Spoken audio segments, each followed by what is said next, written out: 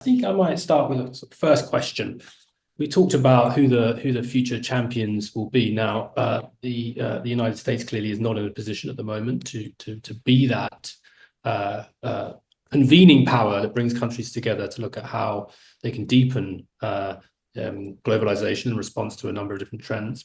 I might start by just asking then, is that something that we can expect in the near future? Or is this, Greg, you talked about the fact that Ross Perot was talking about these issues in the early 90s. I mean, what are the underlying drivers of these attitudes in the United States? It's not something that appears to be unique to the Republicans. I mean, the previous president, Joe Biden, didn't negotiate trade agreements, also had a very different trade policy to that which we're seeing here in the UK and the EU. I wonder whether you could talk about what you think those causes are, be it politically or economically, and whether or not we might see in future the United States return to its role as convener of globalization. Well, I think, and look, I mean, I haven't really worked in US politics for 30 years, so I'm kind of well off my usual area of commentary here. But I think, and I think with some extent we saw a similar issue in the UK. I think people can perceive the decline in manufacturing, even though actually a lot of this has been moving into higher end manufacturing, which I think has been generally a good thing. But there's a perception of a decline in manufacturing, decline in traditional manufacturing, particularly for older people who would have grown up at a time where manufacturing was really quite considerable and widespread, including the president. I mean, Donald Trump, grew up in an era where the US was, almost certainly the world's largest steel producer, I would think, into the 1970s, and maybe beyond. I mean, so I think a lot of it has been sort of that sort of shock and a feeling that's led to also national security considerations as well, that there's a threat to US hegemony through not being able to manufacture, I think, probably also adds to that. I remember in the UK, even the UK, which is obviously a much smaller economy and certainly a smaller defense power. I remember David Cameron saying to me at the cabinet table in 2015, 2016, when we were one of the UK steel companies, they're always in crisis in the last 15 years, saying to me the UK needs to keep its own steel making capacity at some point, because while the world in 2015 was looking pretty peaceful, he said that could well change. So I think there's also a national security read across. So I think for different reasons, I think that those concerns have grown up on both right and left. I think from a left perspective, I'm just looking at the back of Ross Perot's book here, and he's going on about Ross Perot came across as a fairly right-wing person, but he makes fairly left-wing points here. American workers have minimum wage structures. American workers have health and safety protection. Mexican workers do not. Child labor protections, right to bargain collectively, Mexican workers do not. So I think there's, also some kind of concerns here coming through from the left that undercutting, social undercutting, if you like, by more developing economies, particularly Mexico in the case of the US. So I think those different things, Alex, have been, growing over the last 30 years. And I personally don't think that Trump solutions are going to work. I don't think we're going to see a big onshoring of US manufacturing capacity or capability, or if it is, it's going to come at a really huge cost. And I think electorally, when you have to face an election every 4 years or every 2 years in case of the House, and I don't see that really washing, that you can actually do that. That's my view. Thanks, Greg. And Penny, perhaps I might turn to you on that point. What do you think of the political causes of the United States of the current policies of the administration? Can they be solved? Will President Trump solve these problems? Are we likely to see a huge surge in support for globalization? So I think I think books have been written on this topic, and lots of books. I'm still not sure that we have the definitive answers. I think that you're looking at, again, I'm going to say it, I think Brexit was also a precursor to this. And I think we're still untangling all of the different layers of the onion that resulted in the Brexit vote. Look, I think one thing you have to think about with free trade, when you open up your borders and you create competition with your domestic economy, the more efficient, usually lower cost, will win. And so that is part of the point of trade. Trade is to help you have comparative advantage. It's to help you produce and to make yourselves more efficient so you can produce more and do more with less. However, one of the things that I think we've seen in the United States is that an over-reliance on markets. And with some of that, for example, when we passed NAFTA, when we passed other big trade agreements, they were often accompanied by pretty aggressive and large domestic policy changes that would come into effect. And that would help those workers who were displaced by the new competition. It would help those people that were in towns that were one factory towns, that if that factory picked up and moved, you'd be able to help them with either new economic developments in their area or mobility to move to other places where there were jobs for them. And most of those packages did not pass in the United States. It was much easier to pass free trade agreements than it was to pass some of the domestic programs and domestic policies that were being considered around these trade agreements. I think where Trump is coming back to is in some places, not just rolling back the trade agreements and kind of the trade liberalizations the US had, but he's also looking at how to fix some of the regulatory issues, because even though we didn't pass the domestic programs, we did pass quite a bit of new regulation, which has hindered some development. I think that's going to be helpful. I know they're also looking at a tax cut in the United States and rationalizing some of the tax rules. I'm waiting to see how those shake out to determine how they really are going to impact US competitiveness, given that they're also slated to contribute quite a bit to our budget deficit and our overall deficit problems in the United States. I think those are potentially problematic. But in general, I think that you can trace a lot of this back to, a discontent with how some of the economic advances in the United States over the past many years have played out in communities, and how some of these communities have felt left behind and are continue to feel left behind.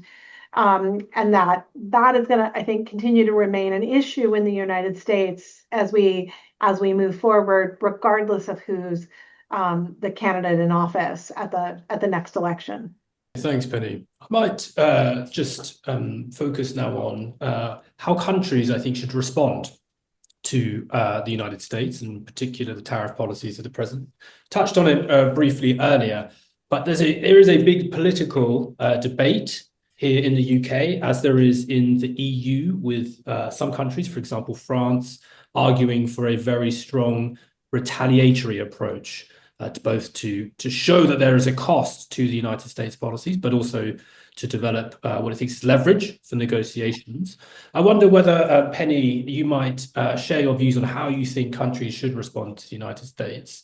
And also, perhaps, if there is prospect for a united response from countries, or whether you think actually we're more likely to see individual countries break off and do different things and do different deals, however small scale they may be. So let me start with kind of a brief discussion of the tariffs that we have today. So right now there's three sets of tariffs. There is an overall 10% tariff. That is a tariff that's probably not going to go away, and it's a tariff that's primarily there to generate revenue for the US government. That's needed to offset this tax bill that they want to do later in the year. There's a second set of tariffs, and I'm going to call them the national security tariffs, but they're based on US laws known as 232 or 301. Those tariffs are tariffs that are on 9 sectors that the US wants to reshore to the United States. So that's steel and iron, that's autos, that's semiconductors, that's pharmaceutical products, that's critical minerals, copper, lumber, trucks and truck parts, and one other I can't remember at the moment. So those tariffs, which so far have been approximately 25%, are also going to be probably unlikely to be subject to specific negotiations. There may be some exemptions that are carved out, but in general, those look pretty solid. Then you have the third set of tariffs, which I'll call the reciprocal tariffs, which were calculated on the 57 countries that had a trade deficit with the US. Those tariffs are there really to tackle the trade deficit and for some of these deals to come through. So those will be negotiated, and that's what the deals are really about, or are these reciprocal tariffs. So right now, countries are coming in one by one to negotiate deals with this administration so far. And there's 6 items that the government is looking for, depending on which country and your economy and your issues with the US. They're very bespoke and they're very tailored. So I know one country is coming in and they have no issues with the United States. They have a trade surplus, but they lack an investment screening mechanism for Chinese investment coming into their country. And so the US is telling them that they would like to see them have an investment screening mechanism go into effect with regards to their critical assets and their commodity products that they have. I think that there are other countries. So the 6 things that they're looking at are, your tariff lines with the US, your non-tariff barriers with the US, where agriculture really comes in, your digital regulation, so your digital sales tax, any digital regulation you might have. I believe you guys have an online bill that's going through right now. That's a big issue. You have issues of what I would call more developing country issues they have to do with how much additional manufacturing has to be done in the country in order to be transformative enough of Chinese imports that might be coming in and being transshipped into the United States, as well as looking at those same countries, what they do to protect intellectual property and what they're doing to protect their labor. There's economic security is the 5th one.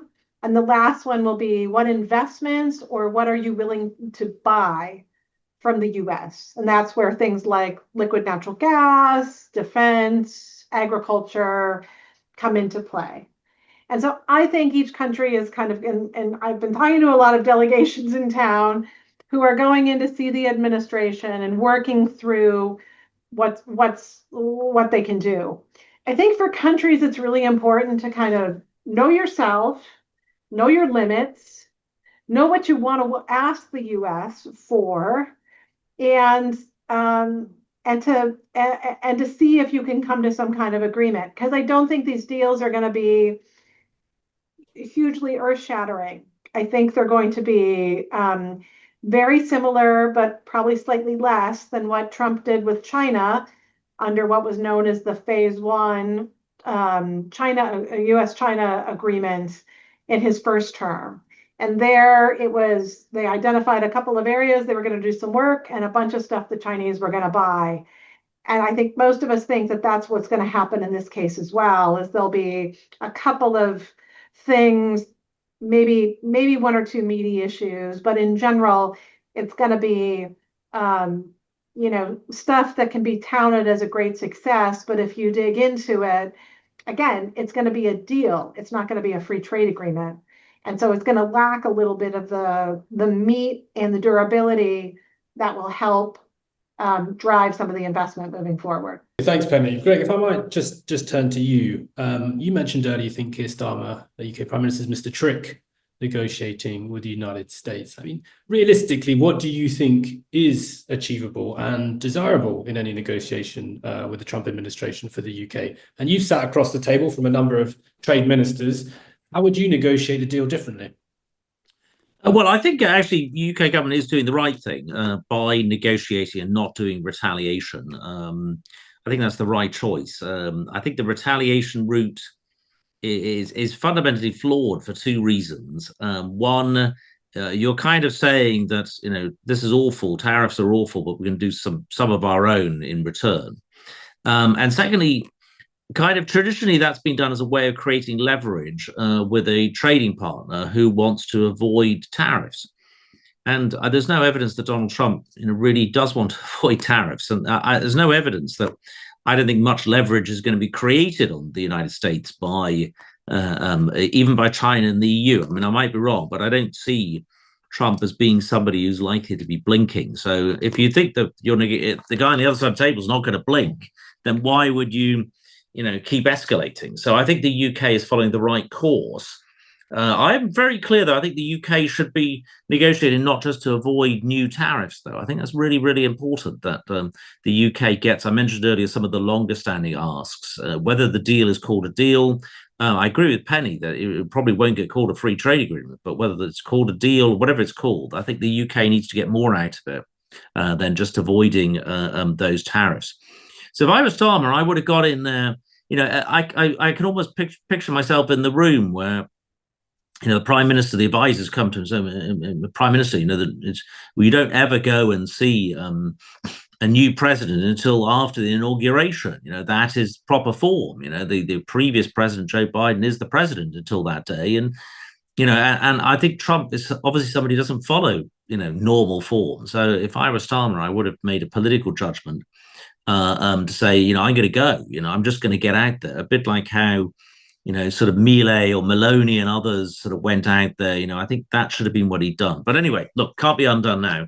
But I think the UK needs to focus. I'd also, if I was Starmer, try and, as might sound slightly contrarian, but get a deal reasonably quickly as well, because I think Labour backbenchers in the House of Commons will turn quite anti-Trump, I think, particularly not just over trade, but also his stance on Israel and Gaza, I think will be quite toxic for a lot of Labour backbenchers. So if I was Starmer trying to keep my political capital with my party, I'd also try and get something, early, but covers all these areas as well. Thanks, Greg. Someone else. Alex, can I jump in? Just really quick on that. So I think, one of the things is that I saw that the U.S. Ag Secretary is coming over to the U.K. To talk about beef, because my understanding is beef is the sticking point in the agreement between the UK and the US. But if there's one thing I could kind of say is that what we have seen is that there are areas where Trump has rode back already. So, they came out with a big blast on, for example, the China tariffs, but they've exempted 25 to 30% of inputs from China because of concerns and complaints from companies like Apple and other electronics companies. So I think that it is important for some to get in early. They're going to get a better deal. But at the same time, Trump's kind of a little bit been negotiating with himself or with some of the US constituents around a few of these things, like some of the extreme tariffs that are there. So I think that it's a very interesting judgment that I think countries are having to make on that. Thanks, Penny. And I'd actually like to pick up on that point about US-China trade. We've got a question here, which is, how will the China-US tariffs standoff develop? Are any of the likely scenarios likely to be favorable to global trade? Penny, perhaps you'd like to kick that one off, then Greg, you share your thoughts. Yeah, so I think Secretary Bessent just this morning again said that the US and China haven't officially been talking. They're talking, I think, quite a bit through back channels, and there's some conversations going on through surrogates, but nothing officially yet, as they try to find a pathway forward and to get to the negotiating table. Look, I think it's a very interesting question for countries like the UK and Europe and others, because right now they're actually in a very favorable situation. You can sell more to the United States than China can, because China's got a knockout tariff in effect, and you guys have a 10%. And then at the same time, China, you can pick and choose the things that you allow China to bring into your markets and to help your consumers who may be dealing with some of the side effects of this US trade war. So at the moment, it's a very interesting position to be in for countries and for how they deal with China. But I think the overall issue is that China still remains a country that is just producing enormous amounts of goods for export. And that is great for the consumer, but may not be so great for some of your industries. And so that's something that I think folks have to keep an eye on. With regards to how the US-China story ends, I think eventually they'll figure out a way to the table. You hear the administration say these tariffs are unsustainable. People know that, but it's now kind of the dance around how do you get to the table and negotiate. I think that's why you see, and you can look at the purchasing surveys that are out there, most companies in the United States have not changed their supply chain, have not changed what they're doing. They are waiting to see. So I just saw my old company, UPS, published a survey where 99% of their customers that they surveyed, and they surveyed, I think, 45,000, are making no changes to date with regards to their purchasing from China. They've brought in a bunch of stuff. They're waiting to see. Many of them are anticipating these tariffs will go down or go away. And so that's what they're awaiting. And I think that's what we're all looking for signals of, is what will happen when. But just a reminder, we have had tariffs in place against China since 2018, 2019, and 2020 from the Trump administration. So some of these will probably stay. Thanks, Penny. I'll just turn to you, Greg, and just one additional question that I would also like to ask you. The UK has maintained a more open, I would say, relationship with China than perhaps the European Union has, particularly in sectors like automotive. Do you see that continuing into the future, or do you see actually there's going to be, given the huge amount of production in the Chinese economy, do you see in future the UK having to put in place tariffs to protect some of its domestic industry?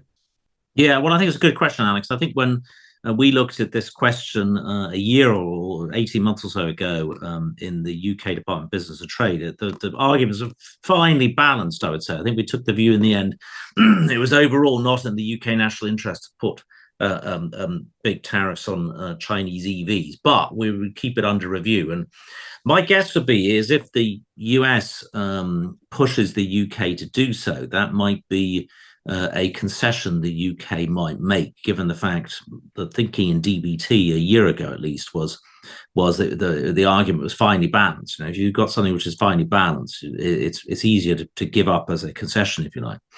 I mean, in terms of the US and China, I don't have a specific view on the US China. It's not a relationship I've got any experience or familiarity with. One thing I might add, though, I think there's an opportunity here for other countries, other East Asian tiger economies to take advantage of this situation. Vietnam, which of course has got its own enormous trade surplus with the United States. You know, I could see the Vietnamese, I think they wanted to be first on the plane off to Washington to negotiate. So I think there'll be others who will be thinking this is an opportunity for them without the same national security concerns necessarily, but an opportunity for others. And actually, just a slight side point, Alex, another good reason to keep growing CPTPP, because Vietnam, for example, is in CPTPP. And I think actually the CPTPP free trading alliance could easily grow with a lot of those countries, which could be good alternatives to China for production.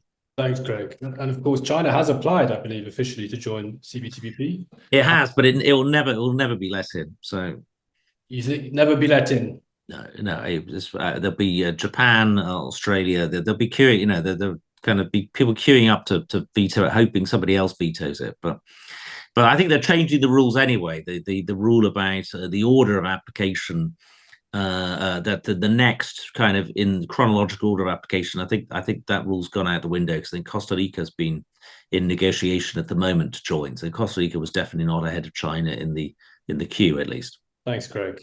Well, we've got only a couple of minutes remaining, unfortunately, this evening. So I might just finish with a question to you both, looking to the future.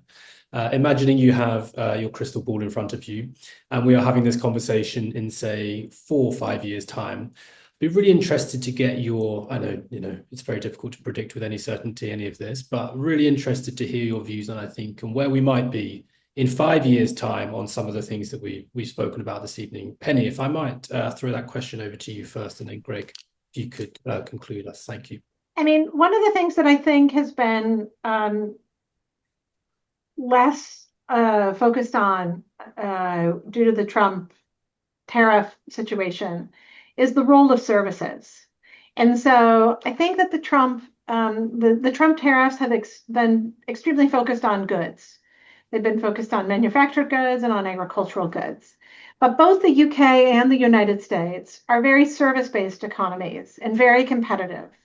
And I think one of the things that I would be looking for in 5 years' time is going to be where are we on services and on making our services even more competitive. As we enter an AI world and an AI-driven world, there's going to be challenges around the competitiveness of our service industries vis-a-vis some of the new AI tools that are coming on board. But in addition, those are going to, I think, enable some greater competition for some of our service industries in the future. And so I think right now is a fantastic time to be focusing on the service industries and what we need to do to make those markets and our global trade in those products as competitive as possible. Thanks, Penny. And actually, I had a really interesting conversation with someone who works for the Indian government a few days ago, where they said, actually, probably with artificial intelligence, you are going to be making many thousands of people in India redundant, because the previous model where you outsourced your customer service to India will no longer apply, because a language model will be doing the work for you. So I think lots of interesting dynamics in play there. But Greg, finally, over to you. Well, I mean, I agree with Penny. I think the services is the big underspoken element for this. And I think it's an opportunity for the UK. Going back to the UK-US negotiation, I'd be trying to get as much as you can out of the US administration on services, high-end services, like lawyers, accountants, I mentioned earlier, business visas. I mean, I'm not sure how bothered the president is about those things. But where do I see things in 5 years' time, Alex? I'm going to be quite bold, and I think it's all going to end in tears, the Trump tariffs experiment. And I think free trade will be given. I'm an optimist. I think free trade will be given a renewed lease of life. I'm not saying the world is all going to go overnight to back to the 90s. But I think the Trump presidency will end up discrediting protectionism, because I think it will lead to a rise in costs for US consumers, a considerable rise in costs. And I think the Republicans will have terrible terrible political consequences. And I think free trade will be given a new lease of life in 4 or 5 years' time. That's my prediction. But, who knows? I think there's an opportunity for the UK there, an opportunity for the UK to show global leadership on the free trade side as well. That's where I would be if I were the UK. Fantastic. Thanks, Greg. Always good to end with a dose of optimism and boldness in prediction there. But look, thank you both for your time this evening. I certainly found that tremendously interesting and insightful. There were certainly a lot of topics that we weren't able, sadly, to cover today, which we hinted at. But certainly, I think an interesting moment for the UK, certainly for the US, and for the global economy. So thank you once again, Greg, Penny, for joining us. And for those who joined us online, please keep an eye out on your inboxes. You will be getting further information on future online seminars from the Ideas Network, which we very much hope you will be able to join us for. So thank you for being here tonight. Penny, Greg, great to see you. Thanks again, and wishing you all a very good evening.